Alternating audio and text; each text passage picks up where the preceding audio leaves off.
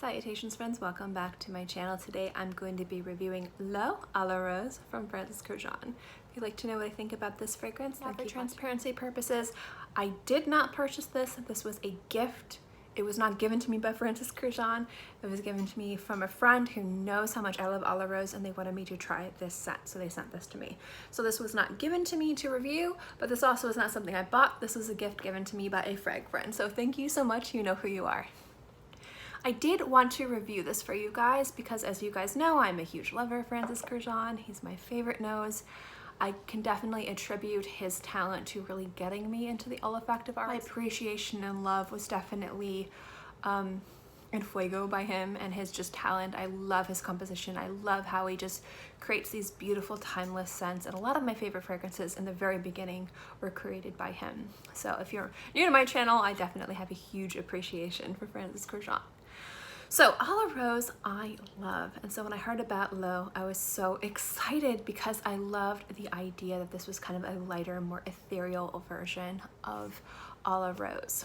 So L'Eau's notes, you had the Damascus rose, centifolia rose oil, I believe is the other note in there, musks, lychee, which I'm definitely going to be getting more into that, and peony. I think that those two notes, the lychee and the peony, and I know I'm saying that wrong, are attributed to its sweetness and its light wateriness. It's a very watery scent. And the rose in there I think is really beautiful because although the rose is big and bold, it's also light, wispy, and ethereal at the same time. The rose definitely isn't overpowered by the musk, isn't overpowered by the lychee, but those two notes, the musk and the lychee, I think kind of give it that light, airy kind of enchanting, dancing on the skin like smell that it has, which I find to be really beautiful. Now, although this is a lighter version of à la Rose, it still performs pretty well. I get about 4 to 6 hours on my skin, which is really good. I also haven't been leaving the house and have been living in air conditioning, so just take that into the equation. And I find it to have nice projection and sillage for the types of fragrance that it is. It's mild projection, mild sillage, but a lot of people have very real feelings about rose scents, popular, happy, and not popular, sad. I don't know why I said it like that, but I did. So I find that this performs really beautifully.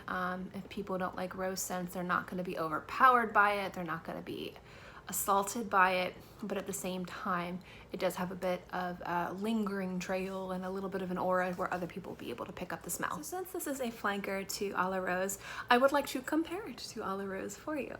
I do find the scent to be really beautiful. I do find it to be very enchanting, and I do like the fact that the rose itself is very dew laden, but it's still light and silky and translucent on the skin. So if you're looking for that type of scent, this is beautiful.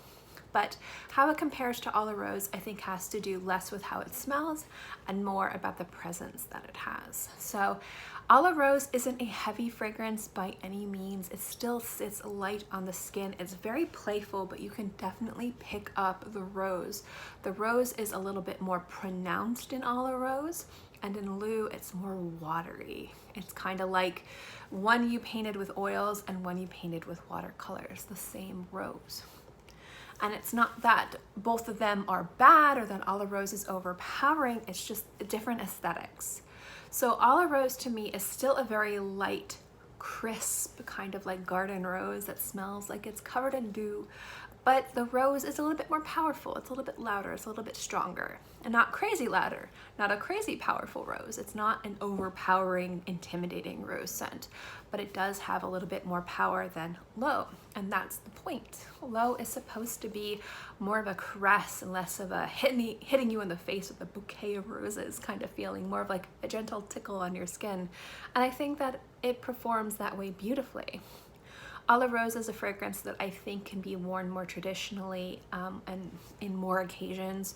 It can be worn more in the daytime, more in the evening. It's definitely something that I think, even though it is on the lighter side, kind of like the slight cooler months of fall, maybe not super winter or super dead of fall, but like kind of like when summer turns into fall, it's a beautiful scent to wear you can get more out of that scent than this one in regards to where you can wear it, how it performs, and like how it presents itself as a fragrance on your skin in different environments and different times of day and different times of year. Low, not so much. I've been wearing it for a few weeks. I find this scent to be lighter and fresher, which I find, you know, is a point of this fragrance, and sweeter too, which is really nice. It's more playful, it's more youthful, even though A La Rose isn't in any way a mature scent. It's still very sophisticated. It's sparkly and light and dances on the skin. But I have a feeling this fragrance isn't going to hold up in like cooler weather. I think this is like a springtime, summertime scent.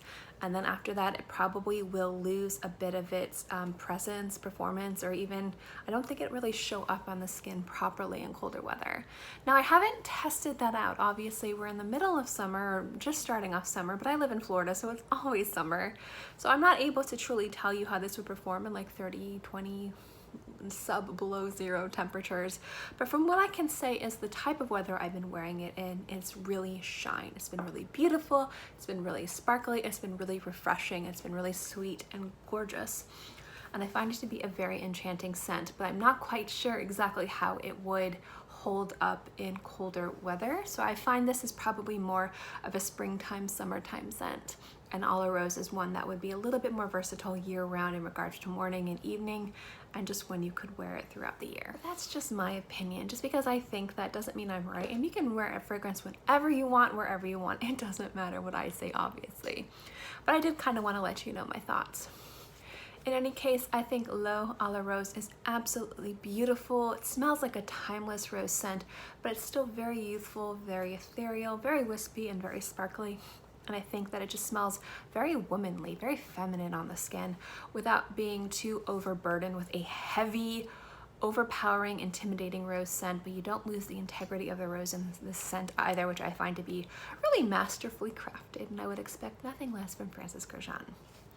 In any case, guys, thank you so much for watching this video. I hope you enjoyed it. As always, don't forget to hit the little bell so you can be notified when I have new videos up, and don't forget to subscribe. I love seeing this channel grow, and I'll see you guys next time. Bye.